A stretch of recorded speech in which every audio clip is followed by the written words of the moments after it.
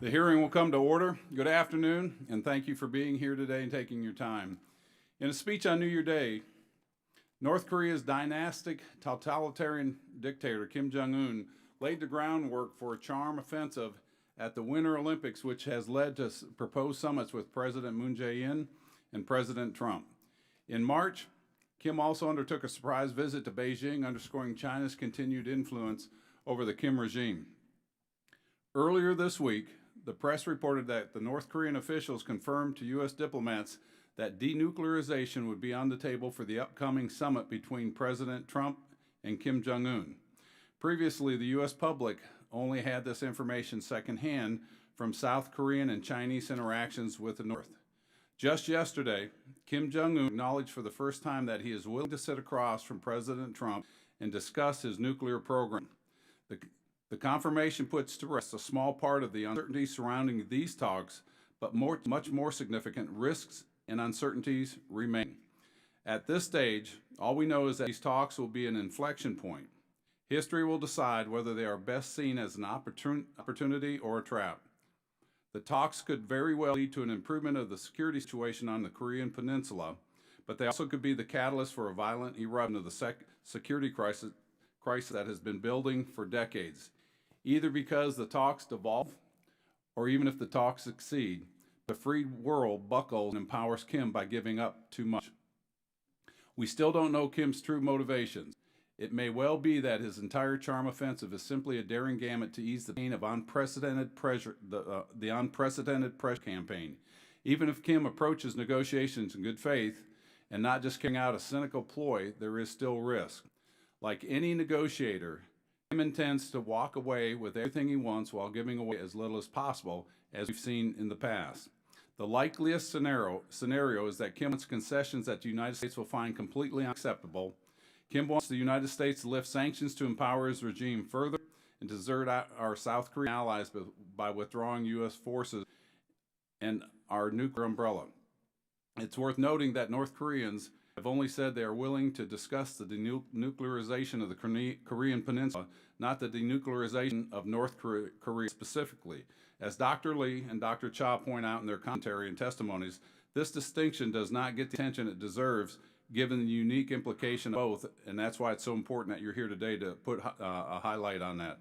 Other creative negotiation outcomes might involve transferring goods or currency, which has been done before with disastrous results.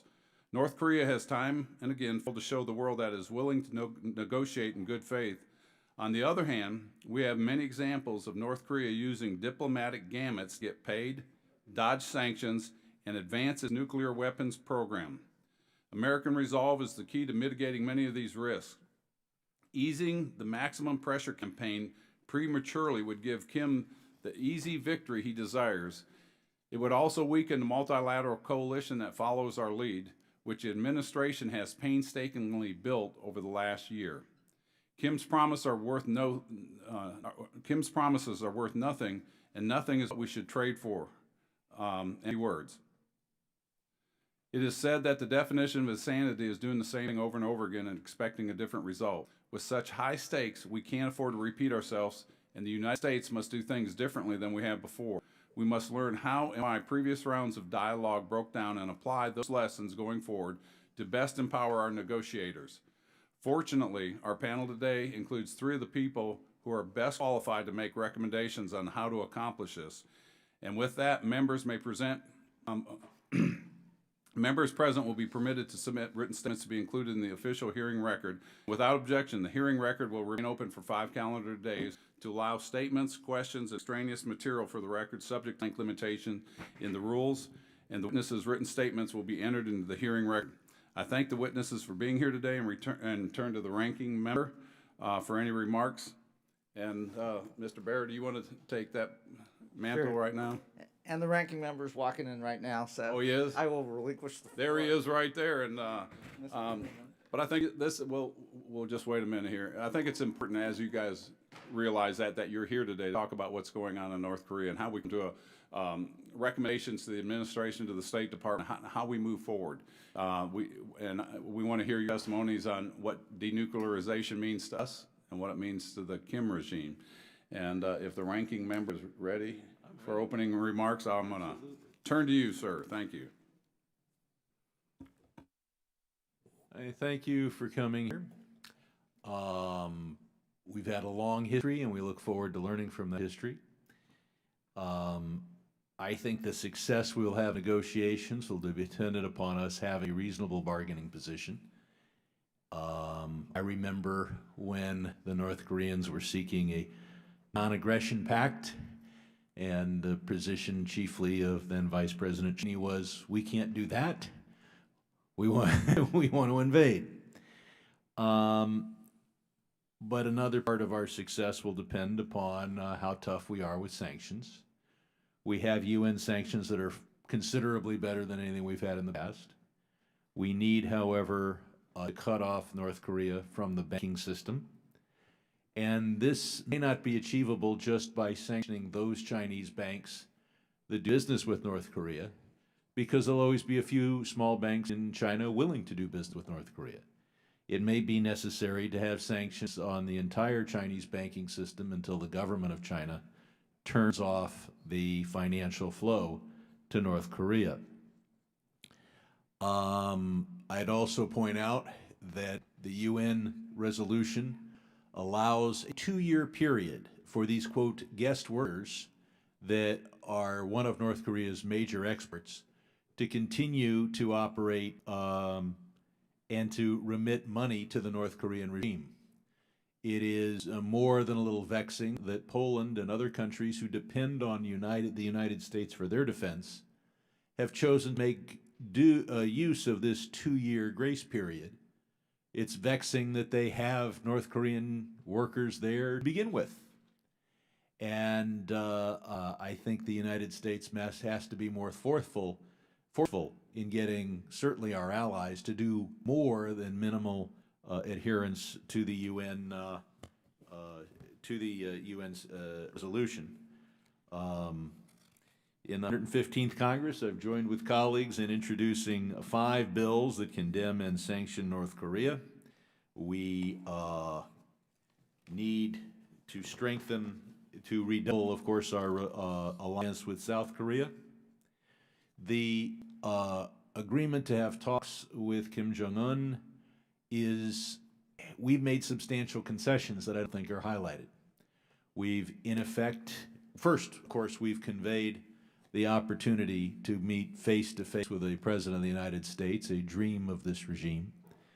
But second, it puts us in a position where we can't ratchet up the sanctions on the eve of the talks. So North Korea buys itself some time when we're not ratcheting up the sanctions. And in return, they have not stopped creating fissile material, engineering nuclear weapons, or doing the engineering on their intercontinental ballistic missiles. They just pause in testing, which may be fully consistent with an all-out effort to develop the program, since you go through an engineering phase, a prototype building phase, and then a testing phase, and they just completed many of their tests. So finally, we have to discuss the risk that North Korea will sell its nuclear weapons. This has already occurred to one degree. In 2007, Israel destroyed in Syria a nuclear weapons plant in creation. What was under-publicized at the time is that all the technology, the kits, the equipment, came from North Korea. So North Korea has already sold a kit to make nuclear weapons at a time when it itself did not have more fissile material than it thought needed for its own defense. We have, I think, perhaps the #1 goal of our negotiations has got to be the kind of monitoring that would assure us that North Korea is not selling fissile material or completed nuclear weapons. Because as dangerous as North Korea is, those who would want to buy nuclear weapons from North Korea may be more dangerous. With that, I yield back. Chair will now recognize Mr. Shabbatz of Ohio. Thank you very much, Mr. Chairman, and I want to thank you for holding this very important hearing. The global community has watched carefully as the President has dramatically changed our engagement strategy with North Korea. And after recent sanctions, Kim Jong-un now wants to come to the negotiating table. And I would say President Trump, to his credit, along with this Congress, both Republicans and Democrats, have been ratcheting up sanctions on North Korea for the better part of a year now. And North Korea is starting to feel the pain. Unfortunately, 90% of the North Korean people live a horrific life under any circumstances and are on the verge of starving with or without sanctions. But the sanctions are apparently making it tougher for Kim to figure out how he's going to continue to pay his bloated military forces and the regime flunkies who keep him in power. So we have almost an historic occurrence that will be coming up soon with this meeting. And whether it's the sanctions or whether it's the president's threats to Kim Jong-un, whatever the motivation, it's my view that a face-to-face meeting is far preferable to war, and it seemed that military action was the direction we were headed without some intervening event. And this could very well be that intervening event. My advice to the president would be the following, and that's to take Ronald Reagan, who my colleagues to my left, your right, worked for those years, was a speechwriter of his. I would take his attitude when he was dealing with the Russians and maybe take it a step further. Reagan said trust but verify. I would advise distrust and verify. So, and this is not the North Koreans' first rodeo. They've negotiated previous deals with previous American administrations, accompanied by our allies and the Russians and Chinese, and then broken those deals time and time again. The deals have typically been along the lines of we give them food and oil in return for a promise to end their nuclear program, and they take our offerings and then cheat and continue their rogue program in secret and eventually out in public when they think it's to their advantage to use that to threaten us. So President Trump, I would also advise him to review with specificity the history of previous negotiations with the North Koreans and learn from those encounters. True, Kim's father was in charge in those days, but this rotten apple didn't fall far from that rotten apple tree, or from the rotten grandfathers for that matter.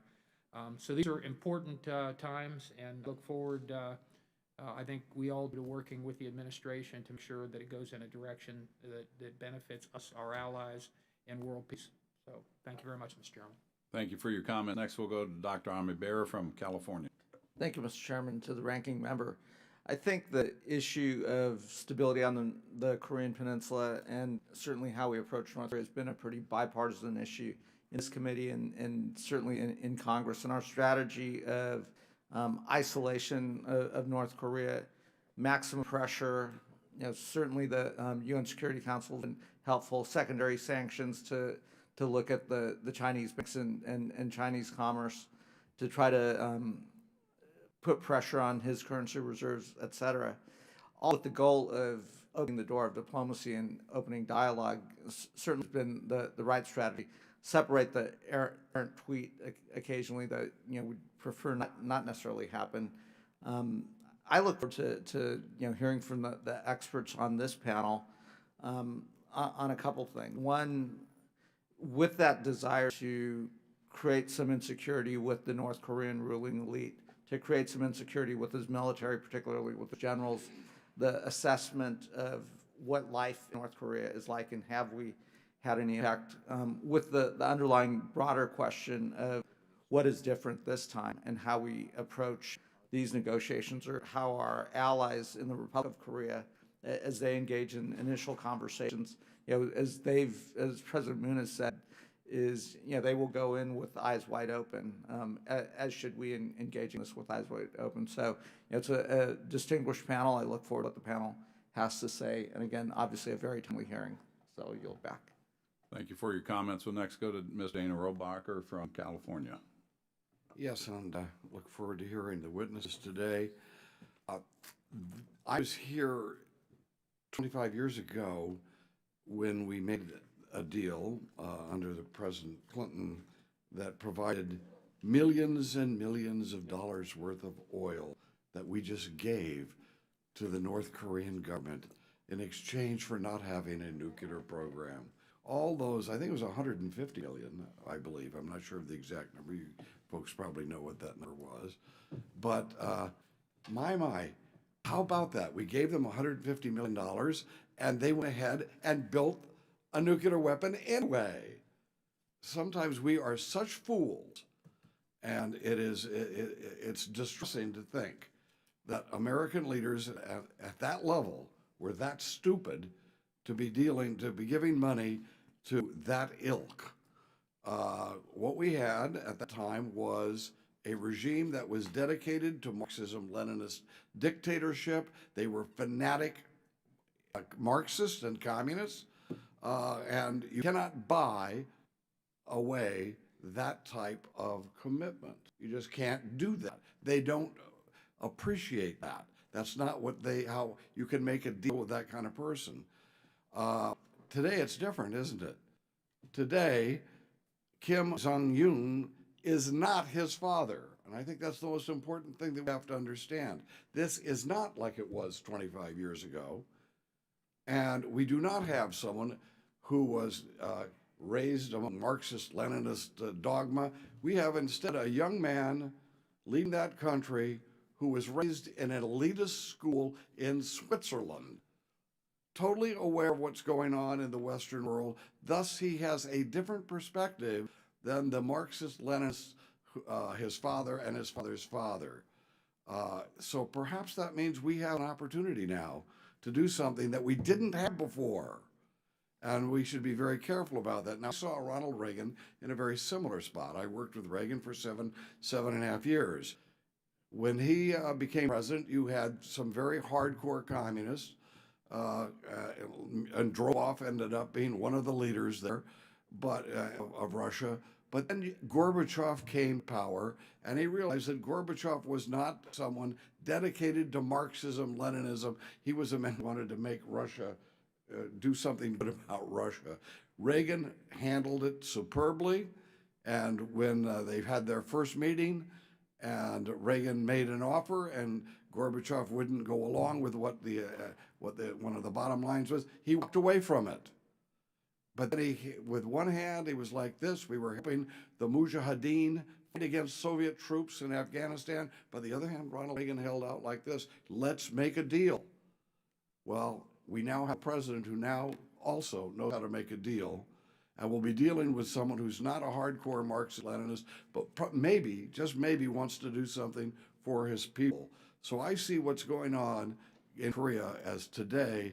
There is a great opportunity from a president like President Trump, who just takes great pride that he knows how to make a deal that will work for both parties. So with that, Mr. Chairman, I'm very anxious to hear from our witnesses on what they think that deal could be. Thank you. Next, we'll go to Ms. Ann Wagner from Missouri. Thank you, Mr. Chairman. I have just a brief few words for organizing this very timely hearing. I had the opportunity to visit the DMZ last August, and I saw firsthand the palpable tension in the region. Japan and South Korea, some of our strongest allies, are finding themselves in the crosshair of North Korea's dangerous game of nuclear brinkmanship. The Kim regime's reckless belligerence and inclination to escalate crises pose an immediate threat to global stability. Although I worry full denuclearization is not possible under the Kim regime, I applaud the administration and our president for seizing an opportunity to pursue a more permanent, peaceful solution. That, Mr. Chairman, I yield back and I look forward to our line of questioning. And I thank your comments. And what I want to turn our attention to is our witnesses. But before we go there, we know what didn't work in the past. You know, we've seen 25 years of failed policies that was a stop and go. In that interim, we saw North Korea get stronger and stronger in their technology. And if we look at, and I don't want to take your thunder away, Dr. Cha, in 1994 to 2008, between those years, North Korea conducted 17 missile tests and 1 nuclear test from January 2009 through the end of the 2 terms of the Obama administration. This number increased to 65 missile tests and 4 nuclear tests. And during the first year of this president, President Trump, We've seen 20 missile tests and 1 hydrogen test. And so we know the narrative is they're going to continue to grow. And I want to know what has changed as you talk and read your testimonies. And what I'd like you to do is go beyond that and recommendations of policies. I can tell you this administration does listen. We've sent stuff to them before. We've taken it in. Some of it they've used. And so this is a chance that we can direct those negotiations. I know the administration is probably listening, but I also know North Korea is probably listening. And so let this be a prelude of what to come. And let me get my notes here. We are thankful to be joined today by Dr. Sung Yoon Lee, the Kim Koo Korea Foundation Professor in Korean Studies and Assistant Professor at Fletcher School of Law and Diplomacy at Tufts University. Thank you for being here. Next is Dr. Cha, Senior Advisor and Korea Chair at the Center for Strategic and International Studies, and the Honorable Christopher R. Hill, former Assistant Secretary for East Asian and Pacific Affairs at the U.S. State Department and former U.S. Ambassador to South Korea. We thank you for being here. We thank you for your time and look forward to your testimony. And Dr. Lee, I think you all know how it works. You've got to hit the speaker button in front of you. You've got 5 minutes, and then we'll go into questions when you all get done. Thank you. Dr. Lee. Thank you, Chairman Yoho, and distinguished members of the subcommittee for this rare opportunity. Allow me please to make 5 brief points. First, address the basic internal dynamics in the Korean Peninsula in order to underscore the fact that North Korea will probably never give up its nukes and ICBMs unless presented with the specter of regime collapse. Second, argue that North Korean behavior, both its calculated provocations and post-provocation fake peace ploys, as we're witnessing today, these actions are approximately predictable.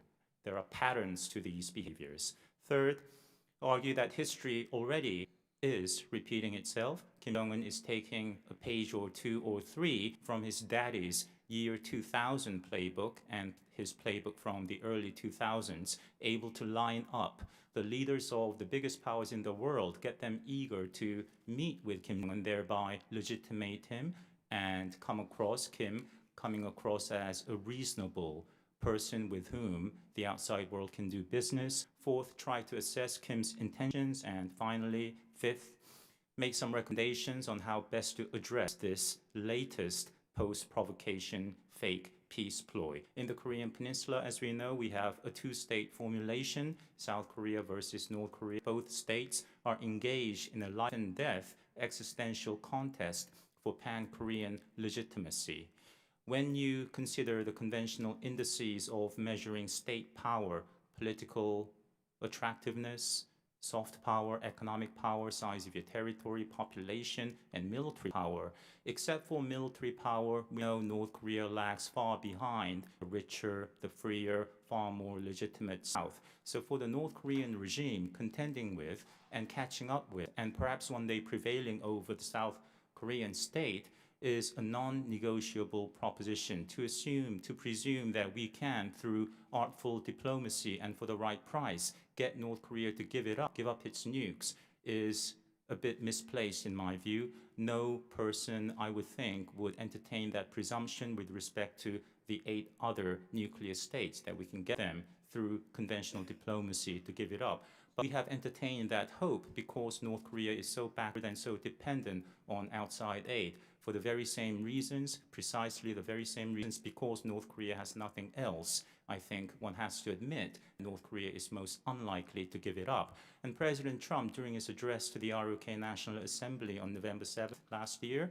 laid out the basic internal dynamic very aptly when he said, quote, "The very existence of a thriving South Korean republic threatens the very survival of the North Korean dictatorship." When pundits opine that North Korea is unpredictable, I think what they really mean is it's unconventional. Just by looking at the calendar, we can sort of approximately predict when the next big weapons test is coming. They like to do these things on a major holiday, but theirs as well as American and occasionally Chinese. Likewise, their post-provocation peace ploys are also predictable, I would say. In 2000, after having established his credibility, Kim Jong-il, for example, fired a missile over Japan for the first time on Sunday, August 31st, 1998, and next year instigating a naval skirmish vis-a-vis South Korea, softened up the South with a calls for the first ever summit meeting. And 2 weeks before his meeting with the South Korean leader, Kim Jong-il made his very first visit to China in late May and met with the Chinese leader. And then he pocketed $500 million from the South and then turned his gaze on the US, for the first time sent a special envoy to President Bill Clinton and invited President Clinton to come to Pyongyang. Next year, he met with Putin in August 2001. The following year, Japan got nervous and Prime Minister Koizumi paid Kim Jong-il a visit in Pyongyang in September 2002, made a repeat visit 2 years later. So we can see this pattern play out. Kim Jong-un made his very first visit to China after assuming power 6 years ago, just as his own father did in 2000, 6 years after assuming power. What are Kim's intentions? Well, to draw out open-ended, never-ending negotiation process on the denuclearization of the Korean Peninsula. We don't say North Korea for some strange reason. Korean Peninsula. And that means, in North Korean parlance, dislodging the United States' extended nuclear deterrence from the region. I would advise the Trump administration to think hard on the basic logic, the following question.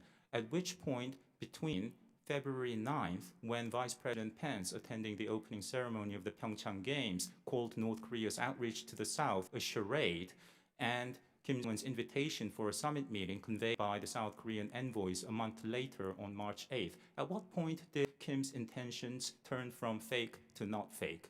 They've been planning for this for years now, and there are many, many traps strewn on the path to Pyongyang. So I would advise President Trump to basically call for some action, release foreign detainees, unlawfully detained, Canadian, American, South Korean, allow separated families across the DMZ and across the Pacific, American families, the basic freedom of communication, exchange of letters, making telephone calls before and after regulated, routinized family meetings. Don't prematurely, make sure not to prematurely relax sanctions. The terms for gradual suspension and ultimate termination of sanctions are codified into law, sections 401, 402 of the 2016 sanctions law. And lastly, don't be mesmerized by Kim Jong-un. Outsiders, intellectuals, statesmen, and journalists have variously been stunned when meeting with one of the Kims, Kim the first, second, third, and they come across as worldly, knowledgeable, have a sense of humor even, and they say strangely pleasing things like, we understand that the US troops in the South, they play a stabilizing role, so we're not eager for their immediate withdrawal. They come across as reasonable, and the outsider comes away thinking through, by virtue of his own charisma, intelligence, and empathy, that he has gained some deep understanding of North Korea. No, don't underestimate North Korea. They are very crafty at this game of using both the carrot and stick. I've gone beyond my time limit, forgive me. Dr. Lee, thank you. Dr. Cha? Thank you, Chairman Yoho, Ranking Member Sherman, subcommittee members. So I guess the first question is whether this summit is a good or a bad thing. And I think generally summits are good things, allow us to use an action-forcing event to bring to conclusion months-long or years-long of negotiations. But what you generally want is a careful and deliberate negotiation process with the promise of a summit at the end. What we have today is the promise of a summit within weeks without enough time for substantive negotiation. That leaves two possible outcomes. First is failure. Lack of preparation and pre-negotiations could lead to a failure, and the danger of a failed summit is that it could actually take us a step closer to armed conflict because there is no diplomacy left after a summit. Or we could have limited success, where the two leaders might agree to some broad principles about denuclearization, about peace, about normalization, and then leave it to a team of negotiators to work out the details over the course of months or years. The point is that a summit without adequate preparation has a greater chance of failing, and without such preparation, delaying it might be a good thing. Second, a summit is not a strategy, and a summit without a strategy can be dangerous. There must be a strategy for diplomacy that would be relevant whether the summit succeeds or fails, and I think there are four elements of such a strategy. The first is compellence. The United States must continue the application of sanctions or maximum pressure as a way to compel the North Korean regime to realize that its current nuclear path does more harm than good to the regime. This must include sanction of Chinese entities and individuals, which the administration has already started, who do not comply with UN sanctions. The second element is counterproliferation. North Korea presents a serious horizontal proliferation threat, as the chairman noted. This is unacceptable to U.S. security. A comprehensive strategy to stop this must start with our allies, but expand to UN member states to stop any transfer of WMD from North Korea. The third element relates to deterrence.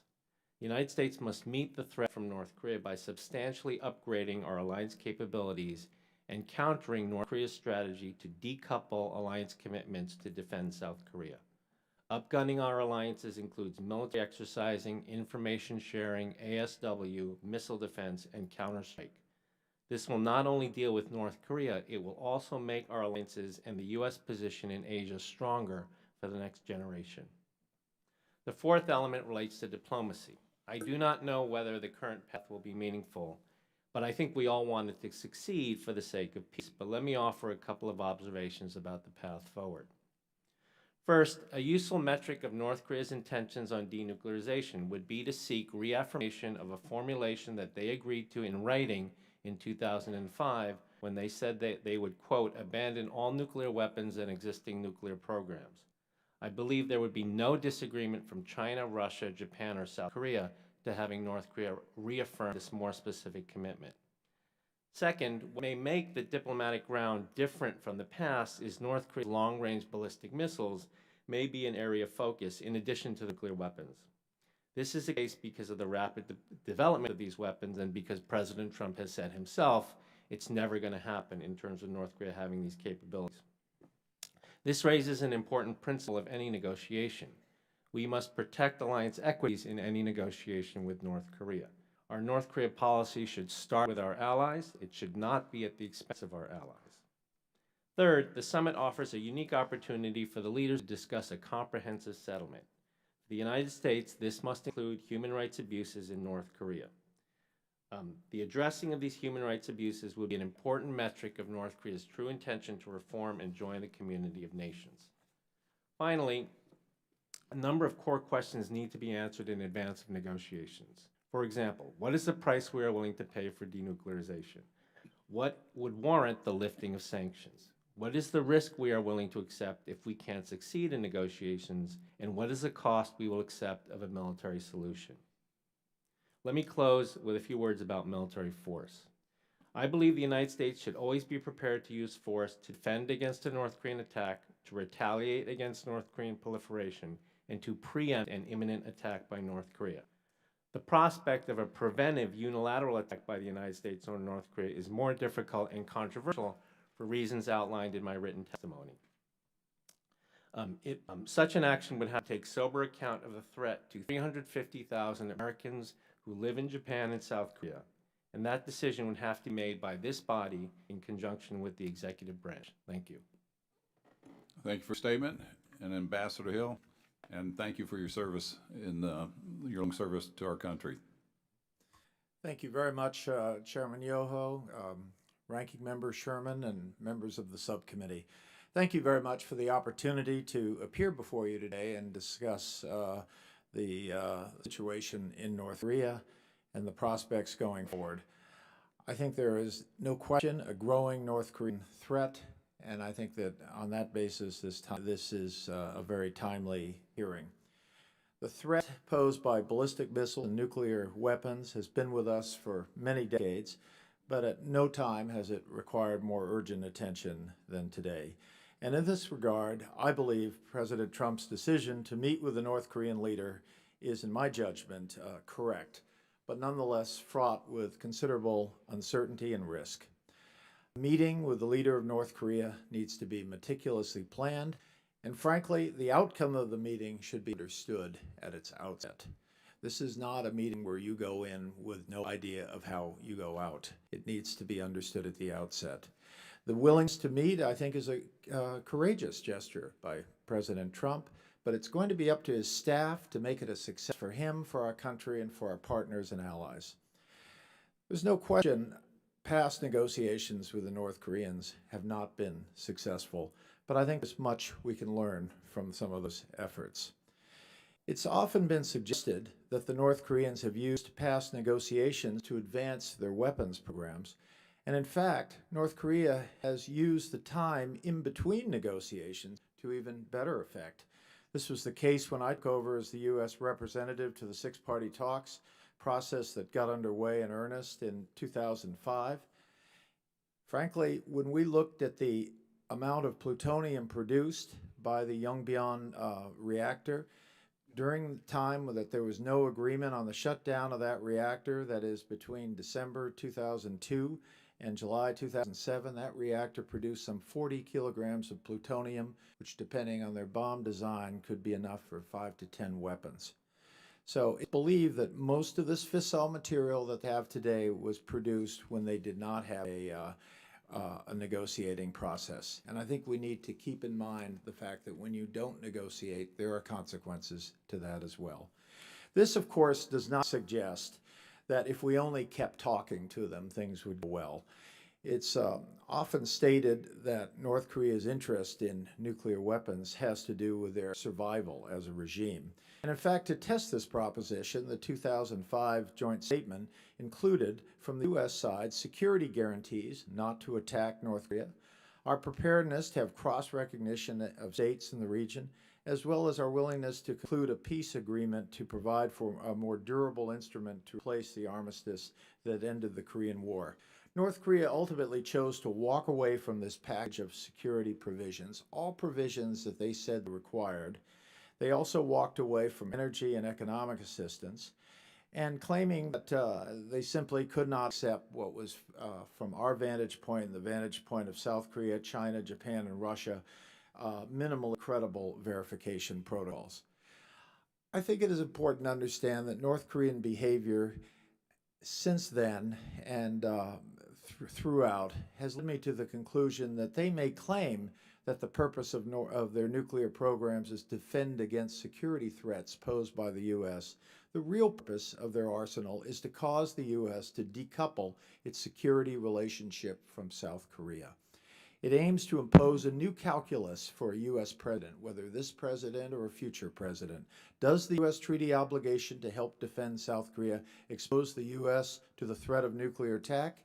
Each nuclear test, each missile test, every demonstration of its ability to hit the U.S., every threat to send missiles toward the U.S. territories, people is designed to corrode faith in the U.S. ROK alliance. In short, North Korea's nuclear program is far more offensive in nature than it is defensive. While President Trump is correct to respond positively to the invitation to meet Kim Jong-un, he should be guided by the need to avoid making any concessions that would suggest a weakening of U.S. alliance commitment to South Korea, such as withdrawal of U.S. conventional troops or a reduction in the pace and schedule of annual military exercises. The North Koreans always ask for such a reduction of exercises, and we've always refused, and we should continue to do so. Quite to the contrary, President Trump should reaffirm our commitment to our allies, work closely with China and others in the region, especially our other brave ally, Japan, so that North Korea does not miscalculate our resolve, and so that other allies in the region and around the world are reaffirmed in their confidence in the U.S. The strong sanctions that the Trump administration has succeeded in having adopted in the UN Security Council has been made possible by precisely the willingness to negotiate the President has professed on several occasions. So as we go forward, there are a number of things we need to keep in mind. First of all, work with those allies and have those allies work with each other. This is not always easy. Secondly, we need to work with China. The idea that we're going to solve this and then look back and see that China was somehow against us throughout this, I don't think so. I think we're going to have to figure out a common language with China, especially, and this is the third point, to keep those UN sanctions strong and robust and even stronger in the future. We need to continue to look for ways to slow up their program, whether interdicting international supply chains or whatever it takes, but we need to look for ways to deal with that. And finally, we need to keep the door open to diplomacy. This is the way we reach and cooperate with our allies, and this is the way that we need to stay engaged until we achieve the ultimate end, which must be nothing less than the denuclearization of North Korea. Thank you. I thank you for that, and I look forward to going into the questions. And Dr. Lee, you looked at this from an academic side, studying it and writing about this. Dr. John, or Ambassador Hill, you both have been at the six-party talks, and you've got, right involved in that. And if we look back at the chronological timeline that I talked about in the very beginning, and we saw the escalation of either ICBMs or nuclear weapons going off over the last 25 years, and we've been through 3 attempts at having a resolution to this, and we've been through 3 administrations, and we are where we're at today, having these talks today. So we know what doesn't work, and what we've seen is North Korea has become more advanced in their weaponry. There are ICBMs along with the nuclear weapons, with the last one looking like it was a hydrogen bomb, and they become more emboldened. And so we're at, as I said earlier, where we're at today. And then keep in mind, people say, well, as you brought up, Kim Jong-un is out like, well, okay, now we're going to play nice. People say he's really a good guy. He's joking around and all that. But we need to keep in mind who he is. He's a guy that's killed over 140 people or close to him, including his uncle with anti-tank guns, his half-brother with chemical weapons. So this is who we're dealing with. And then we see the condition of the people in North Korea. And then we heard that there's no-go zones for the government in the rural areas because they know they're not safe out there. And I think the best thing to do is, as you brought up, Dr. Lee, is the only way they're going to denuclearize is if there is a regime change. And of course, going into nuclear talks on the continent, it is historic, but Kim Jong-un knows that that's the only way this is going to happen, or we know that. I don't want to impede that. There's got to be a good solution, a win-win situation. And I know one of the things that comes up is the unification of the Korean Peninsula. And I told the South Koreans that our goal is to facilitate that situation. And of course, we're going to talk more about that after these talks start. And we've got those talks, and this is so timely because the talks with Moon Jae-in will be this month, and hopefully with President Trump next month. But if unification comes up, is that possible on the Korean Peninsula? Dr. Lee?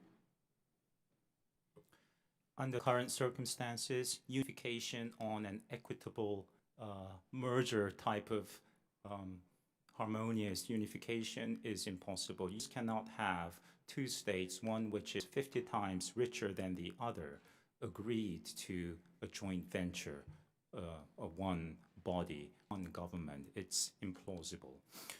What is different today is that Kim Jong-un, of course, North Korea stands on the verge of complete nuclear breakout. His capabilities are far stronger than any time in history in terms of his growing lethality, his constant credible nuclear threat to the US mainland.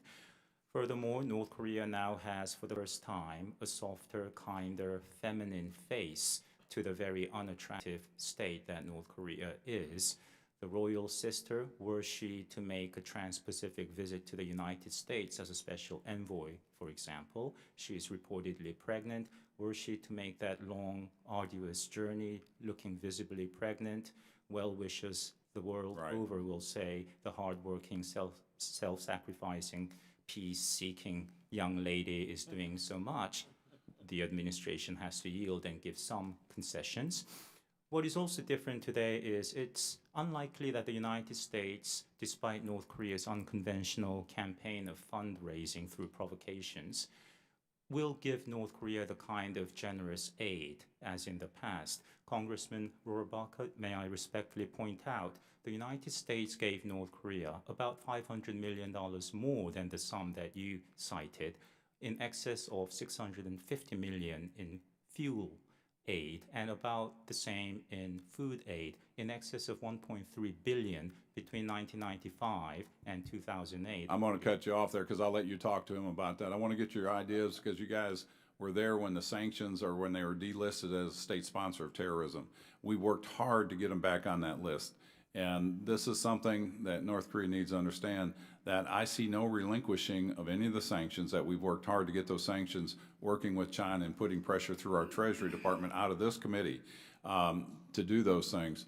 And our goal is to make sure that the sanctions aren't backed off, they're not delisted as a state sponsor of terrorism. And what are your thoughts on that? Just stay strong, do not relinquish until they bring something to the table that says this is a good faith gesture. Ambassador Hill, you want to take that? And then what I'll do is we're going to go to the ranking member. I think the reality of the situation is that in laying out a suite of sanctions, there needs to be some corresponding actions that the North Koreans would take, and we can look at what each action can be and what it is worth in terms of sanctions relinquishment. I must say, with respect to UN sanctions, if you talk about the difficulty of putting sanctions on, there's great difficulty in getting anything through the UN Security Council, especially when you have members such as China and Russia who have a very different view. I would be very reluctant to relax any of those UN sanctions because of the great difficulty of putting them back on. With respect to bilateral sanctions, I think it's quite another picture. I think with respect to issues such as state sponsor of terrorism, that was a sanction that was taken off, but it could have been put on a lot earlier, and frankly speaking, I was surprised that it took so long. North Korea had long since withdrawn its signature, in effect, from the six-party agreement back in 2005. They did that in 2009, and I think we should have slapped those sanctions on immediately, and we could have. I agree with you, and we asked Secretary Tillerson right in the beginning of his tenure to put those back on, and they said they were studying it. So they're on. The goal is to keep them on until we get, you know, accurate information that they're really wanting to change. And next, we'll go to the ranking member, Mr. Sherman. Mr. Hill, you point out, or Ambassador Hill, you point out that summits may be a good thing, but I'll point out you wage war and peace with the president you have, not the president you wish you had, and how these turn out, we'll have to see. I agree with you that we cannot allow the Security Council to pass a resolution withdrawing sanctions. We could, however, agree to a 6-month suspension of those sanctions that would automatically go back into force unless there's another resolution. We could always veto a resolution. If we sanction North Korea without negotiating, they're going to keep making fissile material and missiles. And if we negotiate without sanctioning them, then we get to have talks with them, but they're going to keep making fissile material and missiles. I've got a couple of questions for the record I'd like all three witnesses to respond to. The first is, assuming we're not successful in rolling back very, very significantly the North Korean program in the next year, how likely is it that Japan will develop its own nuclear weapons? And how important is it to China that Japan not develop its own nuclear weapons? The second question for the record is, what could be done? The UN sanctions seem pretty strong. What could be done, and I realize not what do you do to convince others to agree to strengthen them, but if you were the Security Council, what would you do to strengthen them other than shorten the phase-in periods and add financial institutions? Now, Dr. Lee, you correctly point out, I think, that the North Korean government doesn't want to give up its nuclear program unless they face regime-threatening sanctions. And it's pretty difficult to put those in place. And of course, China doesn't want the regime threatened. So my question is, and there's another reason for that is Gaddafi gave up his nuclear program, Saddam gave up his nuclear program, they're both dead. So I'll agree with you, it's going to be very hard to get them to give up their nuclear weapons. The question is, what level of pressure is necessary to get them to agree to limit those weapons in number, agree to strict monitoring of those weapons, and freeze their missile program? If we were aiming for that level of control, would we have to have the regime teetering on destruction, or would they give us that for even if they were in less dire straits? Some may take the view that the reason Kim Jong-un changed his behavior as of New Year's Day is due to growing fear from tough sanctions enforcement by the United States. And credit is due where it's due. President Trump is the first U.S. leader to, in a meaningful way, enforce sanctions against North Korea. At the same time, I don't think Kim Jong-un is so fearful of an imminent coup that he has changed his tune from molto agitato to placido. When President Trump spoke of fire and fury in early August, for example, Kim Jong-un was quiet for about 25 days, and many people opined maybe he's fearful. But then on August 29th, he fired a missile over Japan, and that date is known in Korea, both the North and South, as National Humiliation Day, for it was on that date in 1910 that Korea was colonized by Japan, and just 5 days later, North Korea conducted its first thermonuclear test. And when President Trump on September 19th at the UN General Assembly spoke of Rocket Man and total destruction, undeterred, Kim Jong-un fired off that devastating ICBM in late November. Dr. Lee, I'm going to have to interrupt because I have a question for Dr. Cha. You've spoken, obviously we need tougher banking sanctions. We need to prevent North Korea from being able to borrow money and effectuate large transactions. You spoke of sanctioning individual Chinese banks, but it occurs to me that if you're the 100th largest Chinese bank and you happen to be based in northern China, you might very well decide, oh, I don't want to do business with the United States. After all, there are 99 bigger institutions. There will be the Sino-American Bank. I just do business with North Korea instead. So the question is, can we achieve what we're trying to achieve by sanctioning individual entities in China, or do we have to sanction all of the Chinese economy until Beijing knocks on the door of some bank that doesn't want to do business in the United States and says, you're a Chinese bank, you can't do business with North Korea? Do we need entity sanctions or country sanctions? It's a great question. I think a decision to sanction the entire Chinese banking system would entail equities that go far beyond North Korea, and it would be hard as someone who. I'm suggesting threatening it rather than actually doing it. But go ahead. From what I've seen in terms of what this administration has done so far, although they haven't spoken about it publicly a lot, as you know well, the secondary sanctioning of China is well underway. I mean, they have sanctioned scores of entities and individuals. Now, you're absolutely right that most little ones that don't do business Right. with the U.S. anyway. Right. And that's why they're not a problem in U.S.-China relations. That's why the Chinese government doesn't care. Sanctioning the entire Chinese banking system I don't know if it would even necessarily solve our North Korea problem, because they're not transacting through the Bank of China or other places. They're transacting through these smaller ones that you talked about. Does Beijing lack the capacity to control what goes on by banks on its own territory? Is this some sort of failed state? I would say that they probably have less control than we think they do over all of these. Well, we're able to tell small banks in Nebraska not to do business with terrorists. I assume that Beijing has at least as much control over their independent community bankers association as we do, and I yield back. Thank you. Next we'll go to Mr. Rohrabacher from California. Yes, thank you, Mr. Chairman. So we know now that Kim Jong-un killed his uncle, murdered his uncle, and also murdered his half-brother, among other things that he's done.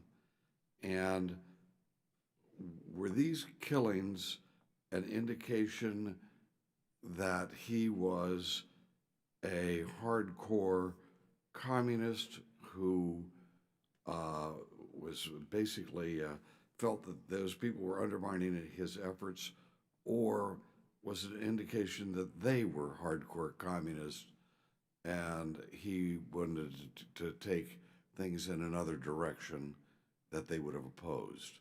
Which one of those? Maybe just write down the line what you think. Mr. Ambassador, you could start with you. I think the murder of his uncle, Chung Song-tek, who was in a Communist Party meeting and was essentially perp-walked out of the meeting and then killed the next day. I think the Chinese took that as an attack on the China relationship. And I think Kim Jong-un was kind of making an important statement there, because he was essentially saying the Chinese thwarted my father in realizing his goal of being nuclear. I'm not going to let that happen. So it was a kind of statement that he's kind of keeping the Chinese at bay. The Chinese took it as an insult to them, and that's one of the reasons that he was never invited to China until just a few weeks ago. Thank you for that analysis. Would you agree with that? Yeah, I would agree with that. I mean, I think I don't think it was about ideology. I think it was all about power. Right. And whether it was power that the uncle was having. It wasn't a power about, it wasn't a conflict over whether we should have a reform type movement or whether, but it was all just maybe what gang we're going to associate with China or Russia or whatever. Do you agree with that, Dr. Lee? Chiang Sung-taek was the de facto number 2 man. He was recognized as such for over a decade, and usually in a totalitarian system, the life of the number 2 man is short and precarious. It was almost preordained. With respect to the half-brother, he was a marked man the day he gave a live TV interview to a major Japanese broadcaster, coming out against a third father-to-son hereditary succession. North Korea operates like a giant criminal syndicate.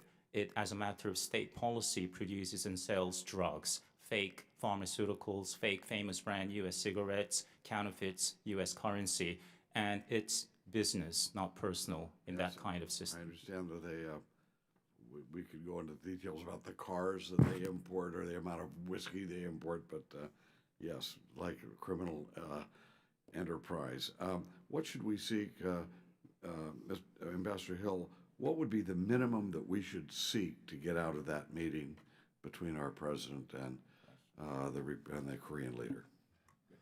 Well, I would agree with what Dr. Cha said, which is the absolute minimum needs to be a reaffirmation of their commitment to the goal of denuclearization, which was to bring them back into compliance with the international treaty, the non-proliferation treaty. And they've already made some statements yesterday, I believe it was, that indicated that they might go in that direction. Is that correct? Yes, but I think that has to be memorialized in writing, and I think it needs to be very clear. What I would like to see, actually, is the way summits are usually done, which is you take the national security advisor and put that person on a plane, and that person should be talking to his counterpart, and they should have an agreed joint statement on what the two leaders are going to come out with.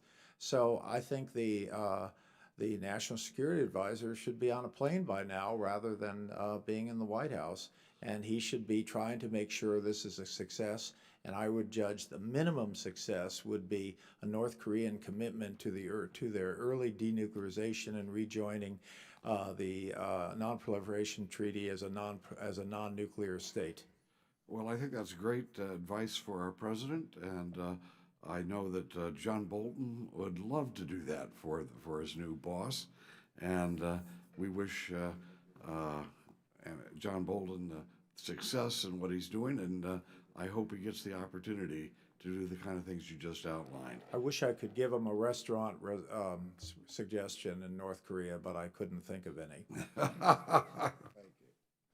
Thank you. Next, we'll go to Mr. Gerry Connolly from Virginia. Thank you, Mr. Chairman. I've just got that image of John Bolton dining in Pyongyang. Can't get that out of my head. I just want to thank you, Mr. Chairman, for this panel. Wonderful panel. I really a very thoughtful discussion. Ambassador Hill, we met in Korea, Japan, on Aspen, and I read your book. You gave us a copy of your book. Thank you. And Dr. Cha, Dr. Lee, really wonderful comment. Dr. Lee, you talked about Humiliation Day back in 1910. Were you saying that Kim Jong-un deliberately picked that day to make a message to the Korean people about his missile development program? To stick it to Japan, he said so afterwards. Yeah. This was a message for It wasn't Japan. an accidental date. No, and as he said, in the wake of his first ICBM test ever on American Independence Day last year, this is my gift package to the American imperialists, and there'll be more packages coming your way. Dr. Cha said the danger of a failed summit is that it brings us closer to war, No diplomacy after a summit, and a summit without adequate preparation has a greater chance of failure. Your comment on that? I completely agree with that assessment. Even a summit meeting among allies, months, at least weeks of preparation go into it. All the wrinkles need to be ironed out. Unlike a blind date, there needs to be no spontaneity, no surprises. So I think impulsively to accept Kim Jong-un's proposition was probably a mistake, but the US surely can recover from that mistake. If President Trump is able to look at Kim Jong-un straight in the eye and tells him in public, Mr. Kim, tear down the walls of your horrific gulags, that may mark at least a powerful symbolic moment in US-North Korea relations, even if denuclearization in the short term is not possible. So this is, first time an American president has met with the leader of North Korea. Don't we need to be careful about setting expectations? I mean, tearing down all your gulags, denuclearizing, meaning you roll it back and send it in some closet somewhere else. You promise you'll join the Nuclear Non-Proliferation Treaty and you'll never use nuclear weapons ever again. And by the way, while you're at it, you're going to respect human rights and go to church on Sunday or temple. I mean, are those realistic expectations for the first summit between the President of the United States and the head of the North Korean regime? I fear many people are still caught up in the drama of the day when President Nixon visited China in February 1972. But that summit was preceded by Henry Kissinger's visit in July the previous year, which in turn was preceded by some 18 months of secret negotiations. And the agenda was, of course, the common threat, perceived threat of the Soviet Union, and for the United States, creating the excitement of winning China back as the US was losing Indochina. And for Mao and Zhou, they had their own agenda too, to win Taiwan's seat in the UN Security Council. We don't see that kind of convergence of interests. Here, that's right. Dr. Chai, I quoted your testimony. Help us understand, the upside we can all speculate about on a summit. What's the downside? Because I look at it and think, gee, this is awfully risky from a diplomatic point of view. The stature of the United States presidency, which is something that Kim Jong-un would more than welcome. And if Kim Jong-un spurns President Trump at that summit, he gets everything, we get nothing. We're humiliated, we lose face.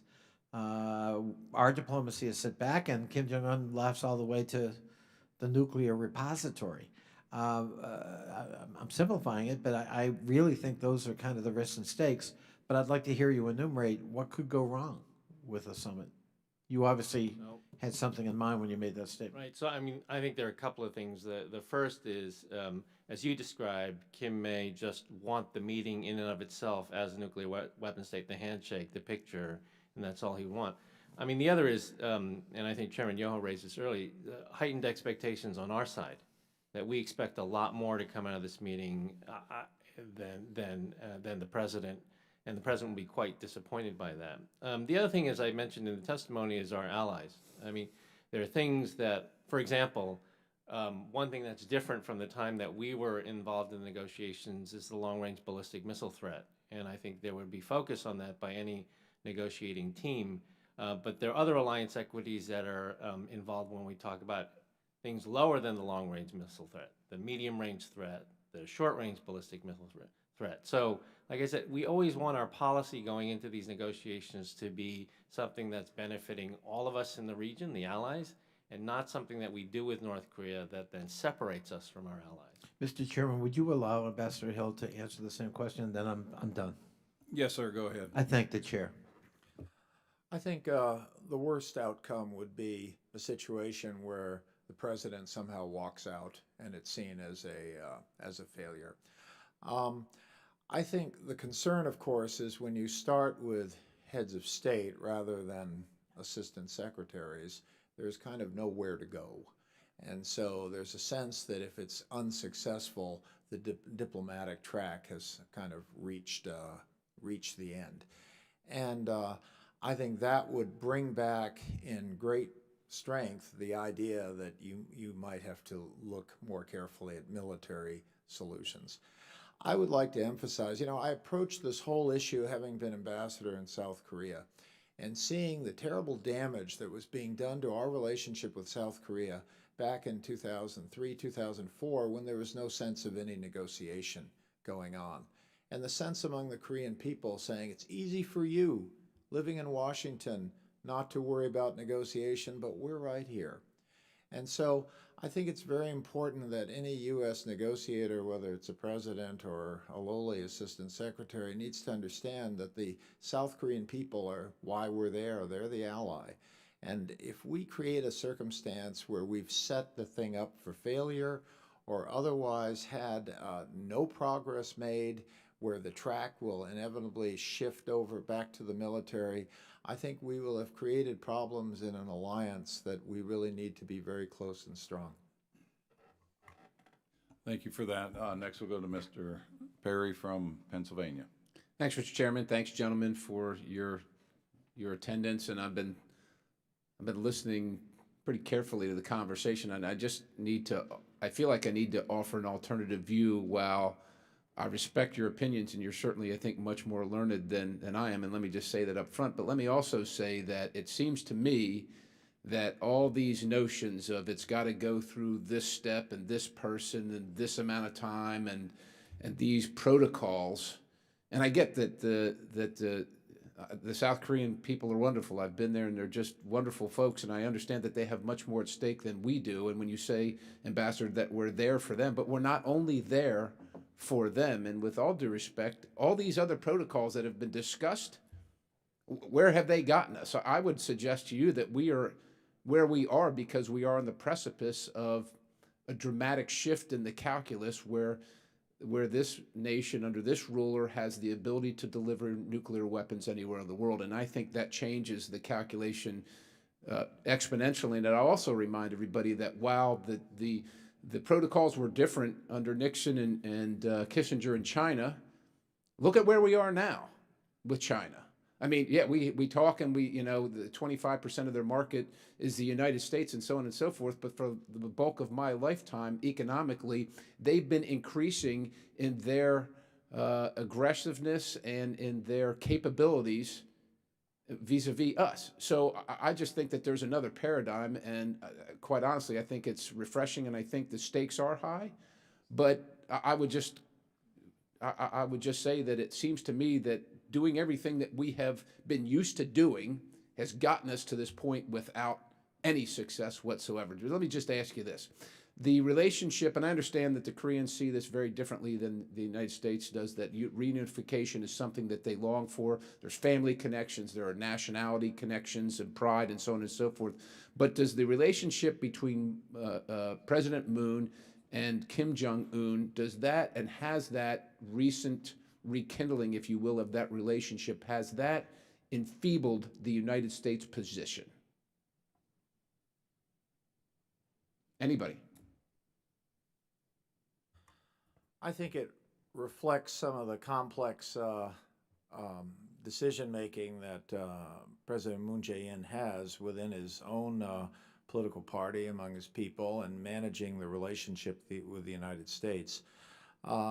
I don't think there are too many Koreans who would say that the relationship with the United States is not of central importance to them.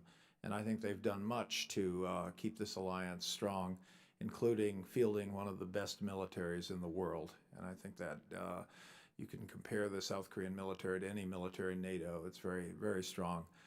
There is a terrible problem with North Korea, but it's a problem that South Koreans have to grapple with every day.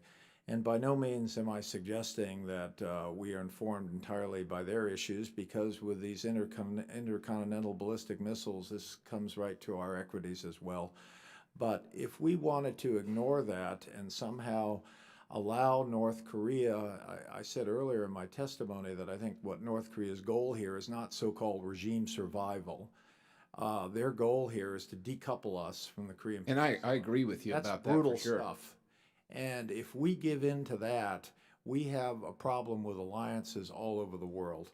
We are, if you will, a sort of island power that needs those overseas alliances. We need to have these important allies out there. And I think what goes on in Korea can inform what can go on in other parts of the world. So we have to handle this. But in a broader sense, is Moon's kind of relationship, so to speak, with Kim Jong-un recently, is it more of a political calculation for his own purposes as the leader of Korea and becoming and aspiring to be the leader of South Korea, or is it strategic, and is it a force multiplier force? Because I don't necessarily see it as assisting in our efforts to denuclearize them, while North Korea is specifically working to decouple the relationship with the United States. I will defer to the opinions of others, but my opinion is that Moon understands the North Korean threat as well as every other Korean leader has, and understands the importance of the U.S. relationship. But he believes that they will have more room for maneuver if there is dialogue with the North Koreans. And I think this started as an effort to create a safer environment for the Olympics, but it's gone beyond that. And I think it's in our interest to stay very close to Mr. Moon. And I might add that President Moon has a reputation for saying the same thing to different people, which is quite refreshing. The only thing I'll add is that I think that a lot of the diplomacy that we're seeing now was generated by the South Koreans, again, using the Olympics initially. I mean, that is a good thing in the sense that in December of last year, we all thought we'd be, possibly certainly in a crisis, but possibly close to armed conflict by April. So in that sense, it's a good thing. However, at the same time, there is the danger of raising expectations and overselling what the North Koreans may be interested in. And I worry about that quite a bit, because the last thing we want is for the president to walk into this meeting and say, this is not what I expected.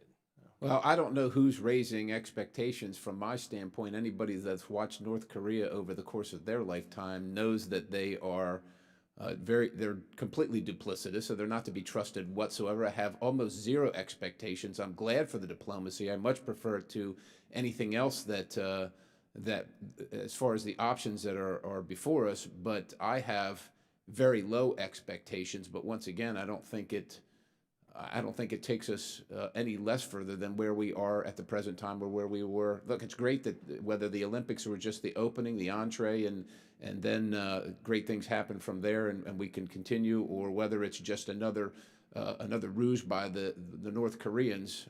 I think we have to take the shot, so I'm all for that. Let me just ask you one last question with the chairman's indulgence. What are the tangible indications of denuclearization? Let's just say, let's not raise any expectations, right? Let's not, but if it were to happen, other than Ambassador Hill, I think you said commit in writing. With all due respect, I think they crumple the paper up that's written on as soon as they walk away from writing it, if that's what they so desire and they don't care about it. But what are the tangible indications of denuclearization, and what's the time frame that America should look for if North Korea is indeed sincere? I will just say that the purpose of committing in writing is not necessarily to have denuclearization. It is to say to the other countries involved in the Security Council process that the U.S. has gone further than it has tried as hard as it could, and the North Koreans have, if they crumple up this piece of paper, prevaricated once again, and that we need to move further on sanctions. So I consider getting them on the record a key factor in getting even stronger sanctions, which it may require. After all, this is a country that can produce nuclear weapons but cannot produce gasoline. And so the capacity to sanction gasoline, the capacity to make sure sanctions are fully enforced, even on these ship-to-ship efforts that we've seen lately. If we can do that, I think North Korea will be more in a mindset to consider their future and the fact that their future may be better without nuclear weapons. But in answer to your question, I do not see a tangible indication from the North Koreans that they are prepared to denuclearize. I haven't seen that for several years. But also your question was what would we want to see in terms of tangible? So I would point to three things very broadly. The first is movement in terms of things beyond the plutonium program, because in the past they have sold the plutonium program to us when the real concern was this newer, more modern program. The second thing is ICBMs. That's the thing that's different today from the last three times we did this negotiation. This ability to reach out and touch the United States was something they did not have before. So those would be two of the priorities, I think. Mr. Chairman, thank you. Kamsahamnida. No, I appreciate your question, and I appreciate you all hanging in there. And I think this is an important thing, and the expectation level, yeah, it would be great to be very optimistic about that. We would love to get, you know, something, not just in writing. I think writing is worthless. It's the actions that go with that. And this, again, the Foreign Affairs Committee has been so good at the different bills and letters that we've written out. H.R. 1771 was the Sanctions Act. H.R. 757, North Korea Sanctions and Policy Enhancement Act. Thank you there. H.R. 363 or 3364, Countering America's Adversary Act. Letters to the administration on secondary sanctions. We also sent them to the Treasury Department asking why haven't these secondary entities in China been sanctioned, and we're happy to see those things did follow through. And then H.R. 3898, the Otto Warmbier Sanction Acts, which passed the House, I think it was 415-2, and it's waiting for work in the Senate, which is probably one of the strongest sanctions against North Korea. But here we are, and we look at an isolated state, North Korea, when the rest of the world is progressing. And we've got China that has the biggest hand as far as trade with North Korea, knowing they do 90% of the trade with them. China, I would think, would want a resolution to this as much, if not more, than South Korea. South Korea is right there. They're very vested. We're very vested. We've got 48 roughly 1,000 military people, 200,000 support people with that and families. So it's very serious for us too.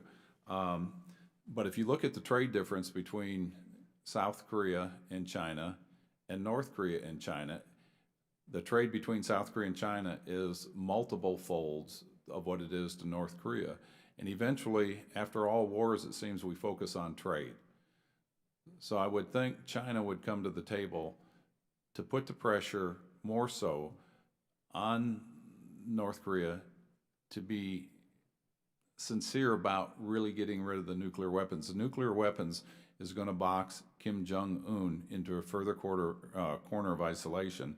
And then what you have is the threat of Japan maybe developing nuclear weapons, which China won't like. And it starts a cascade, catch-22 situation where we don't become safer in the world, we become less safe. And so this is something, let's hope these talks go well. And as far as unification, I was over there talking to the people of South Korea. I says, can you explain me how that would work? Does that mean North Korea would become more like South Korea? And they said no. And I said, well, does that mean South Korea has to become more like North Korea? And it was kind of quiet in the room. And it's a tough situation. And let's just hope through the diplomacy, through the continued sanctions that we have going on, that I, for one, will recommend these will not be backed off, and if anything else, they'll be tightened up until, you know, you're earnest in what you're saying you're going to do, and then we have the verification of that, and then welcome North Korea into the 21st century. I don't think anybody's trying to invade North Korea. I think that's pretty well established, and let them know that, you know, we'd welcome you into the world with the rest of us on an even playing field. So with that, I thank you for your time. A lot of good recommendations came out of here. We look forward to passing those on to the administration. And I just thank you for your expertise and your time being here. The meeting is adjourned. Thank you. Oops. I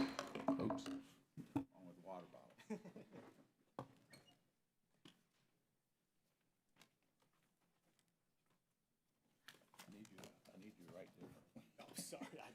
I got a hard enough time reading anyway. It's pretty bad.